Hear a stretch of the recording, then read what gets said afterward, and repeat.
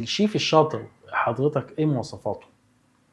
اللي نقعد قبل تأسيس المطعم نتكلم في أفكار، بمجرد ما صاحب القرار اللي هو صاحب المطعم ياخد القرار يمتثل ليه، ما يحاولش ان هو يفرض رأيه. يفرض.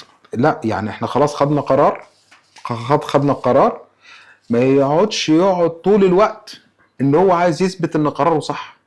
لان في الاول وفي الاخر انا كصاحب مطعم انا اللي هشيل الفاتوره اذا كانت كويسه ولا اذا كانت وحشه. صح. في الاول وفي الاخر يكون ملتزم، يكون يعني يتمتع من حته ان يبقى عنده تقوى، يعني تقوى الله. لان الموضوع مفيش، احنا عكس الدكاتره. احنا ممكن يعني كمطعم احنا ممكن بايدينا ممكن نخلي البني ادم اللي قدامنا ده بني ادم سليم ما يحصلوش حاجه باذن الله طبعا، تمام.